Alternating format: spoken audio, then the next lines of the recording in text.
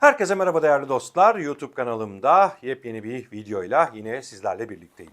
Evet, bir önceki videoda hikayelerin hayatımızdaki önemi, tarihsel gelişimi, işte destanlar, öyküler vesairelerin hayatımızdaki yerinden ve beynimizde yarattıklarından bahsettikten sonra ikinci videoda bu serinin devam videosunda hikayelerin temel bölümlerini, ana hatlarını ve bir hikayeyi kurgularken, bir anıyı hikayeleştirmeye başlarken nelere dikkat etmemiz gerektiğini hep birlikte inceleyeceğiz. Bu videoyu can kulağıyla sonuna kadar dinlemenizi tavsiye ediyorum. Çünkü bu serinin belki de en önemli videosu bu değerli dostlar ve hikaye kurgulamaya birlikte artık başlıyoruz. Hadi gelin birlikte videomuza devam edelim.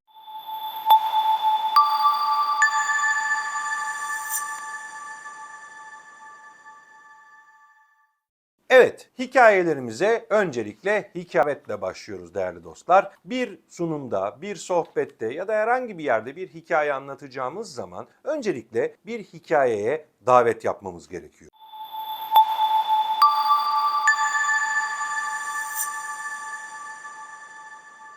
Burada davet yaparken çok basit bir şey uygulayabiliriz. Mesela hikayenin geçtiği ortamı tanımlayabiliriz, mekanı tanımlayabiliriz, zamanı tanımlayabiliriz ve böyle bir girizgahla işte zamanın beherinde, işte Anadolu'nun bir köyünde ya da dünyanın şöyle bir yerinde falan gibi aslında hikayeye yavaş yavaş insanları içine doğru çekmeye başladığımızı görebiliriz. Tabii bunu yaparken detayları vermek çok önemlidir. Çünkü ilk bölümde söylediğimiz gibi çeşitli imgeler zihinde oluşmaya başladıktan sonra insanlar bununla ilgili bağ kurmaya başlarlar. Çünkü herkesin gezip tozduğu, gördüğü çeşitli yerler var ve oralara benzetmeye başlarlar. Aa işte bizim köydeki gibi, aa işte dünyanın şurasına gitmiştim, oradaki gibi kelimelerini onlara söyletebilmek için olabildiğince detay vermemiz lazım. İşte ana karakteri tanıtmaya geçmeden öncesinde işte bir yolda yürüyorsa ya da yürüyecekse o yolun detayları, taşlı olması, etrafındaki ağaçlar, koku duygusunu hissettirebilme. Yani burada bir girizgahta acele etmeyin değerli dost. Hikayeyi önce yaşatmaya başlayın ve insanların duyu organlarına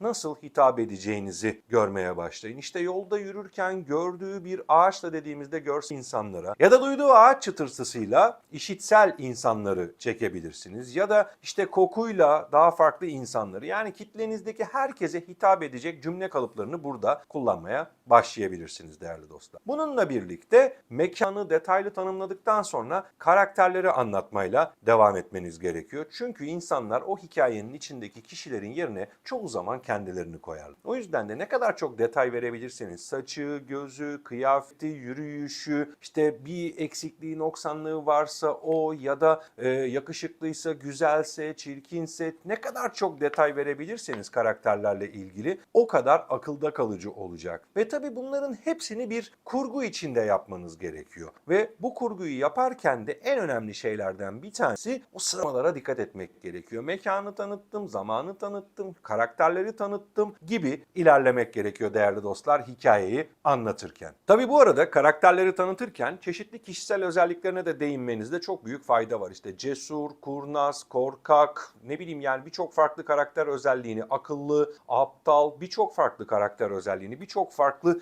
kişiye has özelliği tanımlayabilirsiniz ki bu da insanlar tarafından o kişiyle gerekirse empati kurabilme, gerekirse ona karşı bir duygu besleme ki bazı hikayelerde ana karakterden gıcık alırsınız. Bazı hikayelerde ana karaktere gerçekten sempati duymaya başlarsınız. Ve buradaki en önemli şey kişiyle ilgili fiziksel özelliklerin yanında karakter özelliklerini de işin içine katabilir dostlar tanımlar. Ve tabii en önemlisi motivasyon unsurunu vermek. Yani bu hikayede en başta kişinin neyi başarmak istediği ya da o kişiyle alakalı sonunda nereye gidileceğini küçük bir flashback olarak belki bir cümle içerisinde bir motivasyon unsurunu verebilirsin. Ve tabii merak uyandırıcı bir soruyla da girebilirsin. İşte başlangıç noktasında böyle bir kasabaydı ama neden kimse bu kasabaya gelmek istemiyordu? Ya da işte şöyle bir durum vardı ama neden kimse bunu çözemiyor gibi merak uyandırıcı bir soruyla kişilerin ilgisini çekebilirsiniz. Ki buna örnek olarak birkaç tane daha soru kalıpları verebilirim size. Mesela hikayenin içinde işte bir kutu varsa ya da bir sandık varsa vesaire, acaba bu kutunun içinde ne vardı gibi. Ya da bu kasabadaki herkes acaba neden saat 10 gibi evlerine kapanıyordu gibi birçok farklı noktada merak uyandırıcı sorular sorabilir. Kitlenin ilgisini kendi üzerinize çekmeye devam devam edebilirsiniz. Unutmayın, hikaye anlatıcılığında en önemli şey ilginin sürekli sizde olması. Kişilerin sahnede sunum yapıyorsanız ya da herhangi bir yerde sohbetteyseniz telefonla vesaireyle onunla bununla ilgilenmesini engellemek için bu merak uyandırıcı soruları çok rahatlıkla kullanabilirsiniz. Detayları çok rahatlıkla kullanabilirsiniz ve kişilerin ilgileri eninde sonunda sizin üstünüze dönecek. Tabii arada şaşırtıcı bilgiler de vermeniz gerekiyor. Mesela kişinin bir özelliğiyle alakalı bilgi verebilirsiniz. Normalde böyle şeylere tepki göstermezdi ama o gün çok farklı bir tepki gösterdi gibi. Ya da işte ya bu kütüphanede birçok kitap vardı ama bu kitapların hepsi ortak bir şeyden bahsediyordu gibi. Yani hikayenin kurgusu içerisinde farklı farklı şaşırtıcı bilgileri de bunun içine yedirebilirsiniz. Örnek kendi hayatınızdan belki de kötü bir andan nasıl başarılı olduğunuza doğru giderken bir şaşırtıcı bilgi olarak verebilirsiniz. Her şey çok kötüye gidiyordu ve ben de kendimi gerçekten çok kötü hissediyordum. Ama o anda bir şey oldu. Ya da işte bir arkadaşım telefon etti ya da yolda giderken biriyle tanıştım ya da otobüsteki yanımda oturan kişinin kitabında yazan bir cümleyi okudum gibi. Yani bir olayla ilgili şaşırtıcı bilgiyi verdiğiniz zaman yine insanların ilgisini kendi üstünüze doğru çekmeye devam edeceksiniz değerli dostlar. Tabii unutmayın, hikayelerde mutlu sonla bitse de ya da işte sonunda bir başarıya doğru gidilse de dramatik olaylar da ilgiyi çekecektir. Çünkü hepimizin hayatında dönem dönem yaşadığı çeşitli dramatik olaylar var. İşte belki bir patlayan fabrika olabilir ya da yanan ev olabilir ya da bir hastalık süreci olabilir. Kendi başınızdan geçen bir anıyı anlatıyorsanız ve bunu bir hikaye içinde kurgulamaya çalışıyorsanız böyle bir dramatik olayı da işin içine yedirebilirsiniz değerli dostlar ve o dramatik olayla karşıdaki kişilerin de size duygusal olarak empati kurmaya başlamasını sağlatabilirsin. Bunlar giriş bölümüydü değerli dostlar ve tabii her hikayenin İlkokulda, ortaokulda yazdığımız kompozisyon sınavları vardı hatırlarsınız. Giriş, gelişme ve sonuç bölümleri var. Girişte, hikayede karakterlerimizi tanıttık, zamanı tanıttık, olayı anlatmaya çalıştık, çeşitli şaşırtıcı bilgiler verdik, motive edici bir soru sorduk ve aynı zamanda zamanı, mekanı tanımladıktan sonrasında artık gelişme bölümüne yani hikayenin ana kurgusunu yapılandırmaya geçebiliriz hep birlikte. Mesela artık gelişme bölümüne geçmeye başladığımızda ana karakterin yaşadığı içsel çatışmaları verebilirsiniz. Yine kendi hayatınızdan bir anıyı ya da çevrenizden gördüğünüz bir olayı hikayeleştiriyorsanız o kişinin kendi iç dünyasında yaşadığı çatışmaları işte ileri gitmek istiyordu ama bir şey onu geri çekiyor. Ya da kendini çok motive hissediyordu ama bir yandan tembelliğine gibi zıt kutupların birbirleriyle olan çatışmalarını da işin içine eklemeye başlayarak kurguyu geliştirmeye devam edebilirsiniz değerli dostlar. Çünkü çatışmalar burada hem izleyicinin dikkatini çekecek. Hepimiz zaman zaman çatışmalara düşmüyor muyuz? Artı eksi kutuplar birbirleriyle içimizde çatışmıyor mu? Bir tarafınız kalk diyor, öbür tarafınız otur diyor. Veya böyle hani bir tarafınız harekete geç diyor, bir tarafınız hayır sıkıntı çekebilirsin diyor gibi düşünebilirsiniz. İşte bu ana çatışmaları da, ana karakterin içindeki çatışmaları da vermeye başladığınızda karşınızdaki kitleyle çok güzel bir uyum yakalamaya başlayacaksınız değerli dostlar. Ve tabii eğer hikayenizin içinde kötü noktada karakterler varsa mesela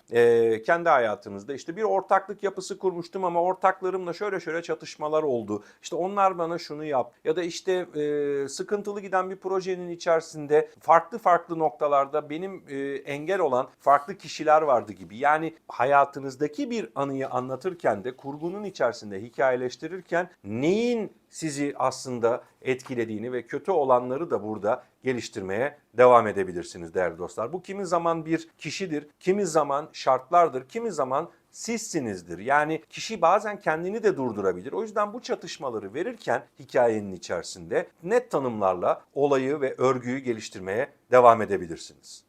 Hikayenin içindeki eğer birden çok fazla karakter varsa işte mesela evlidir, karısı vardır, çocuğu vardır ya da kocası vardır, yaşadığı bir olayı anlatıyordur, bir hastalık sürecini anlatıyordur, yardım eden karakterler vardır, karşı çıkan karakterler vardır. Bunların arasındaki çatışmayı da net bir şekilde koyabilmeniz gerekiyor. Yani aslına bakarsanız bir şeyi kurgularken detaylarıyla şöyle bir geriye doğru çekilip bakın mesela bir kağıt kalem alın yazın hangi anınızı ya da neyi hikayeleştirmek istiyorsanız oradaki o çatışmaları görmeye çalışın. Hayatın içinleri görmeye çalışın. Böylelikle karşı tarafa hayatın içinden örneklerle hikayeleştirip anlatmaya başladığınız zaman çok daha farklı sonuçları elde edebilir hale geleceksiniz değerli dostlar. Ki bu eğitim dizisinin sonunda bir hikayeyi ya da bir anıyı hep birlikte hikayeleştireceğiz sizlerle beraber ve anlattığımız teorik bilgilerin aynı zamanda size küçük bir pratik uygulamasını da katmaya çalışacağız. Ve tabii her hikayenin mutlaka dönüm noktaları vardır. Yani sürekli aşağı doğru gitmek olmadığı gibi sürekli yukarı doğru çıkmak da olmayacaktır değerli dostlar.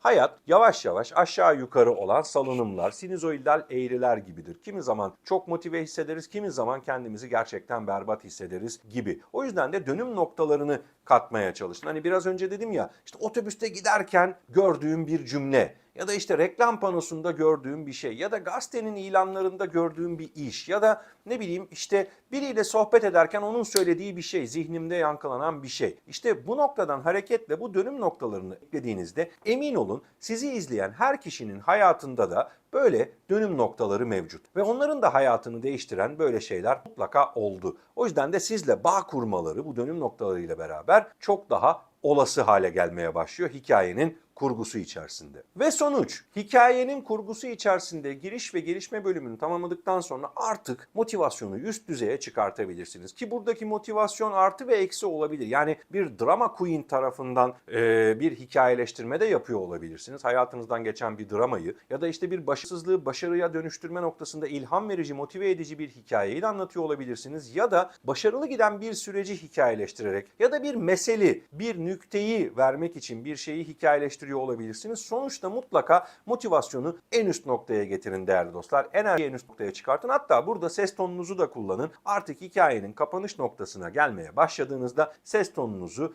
daha kendinden emin ve kendinizi net bir şekilde ortaya koyacak bir ses tonuna çekmeniz gerekiyor. Çünkü artık hikayeyi kapatıyorsunuz ve insanların aklında o sonlarda söylediğiniz belki 3-5 tane cümle ve vermek istediğiniz mesaj kalacak değerli dostlar. Hikayenin belki bütünü kalmayacak ama vermek istediğiniz mesaj zihinlerde yer edecek. Ve vermek istediğiniz mesajı verip aynı zamanda da sonucu bağladıktan sonra mutlaka izleyicilerinizin duygularını tartın. Hepimiz de böyle hissederdik değil mi? Hikayede anlattığım Ayşe gibi olabilirdin değil mi? Ya da belki sen de böyleydin ama o anda kendini kötü hissediyordun. Ayşe gibi tekrardan kendini yeniden gerçekleştirme ihtimalin var değil mi gibi seyirciyle top alışverişine geçmeye başlayın değerli dostlar. Ve bu interaktiviteyi sağladığınız zaman hikayenin kalıcılığını pekiştirmeye başlarsınız. O yüzden soru sorup karşılığında cevabı bazen kendiniz de verebilirsiniz. Bazen karşı taraftan alacağınız cevapla da verebilirsiniz. Bazen kişileri o noktada işin içine dahil edip onların vereceği yorumlarla hikayenin devamını birlikte de tartışabilirsiniz. Artık bu size kalmış. Yaptığınız sunum ya da yaptığınız sohbetin niteliğine, niceliğine ve kişilerinize bağlı olmak üzere. Ama mutlaka sonucu bir yere bağladıktan sonra onların duygularını da yukarı çekecek şeyleri uygulayın. Soru cevapları mutlaka yapın değerli dostlar. Ve evet değerli dostlar, hikayenin giriş, gelişme ve sonuç bölümlerinde nelere dikkat etmemiz gerektiğini bu serinin ikinci videosunda sizlerle birlikte incelemeye çalıştık. Bir diğer videoda yine hikayenin derinliklerine doğru gitmeye devam edeceğiz ve özünde anlattığımız mesajı nerede nasıl vermemiz gerektiği noktasında çok güzel tiyoları sizlerle paylaşacağım. Yeni videoda görüşmek üzere.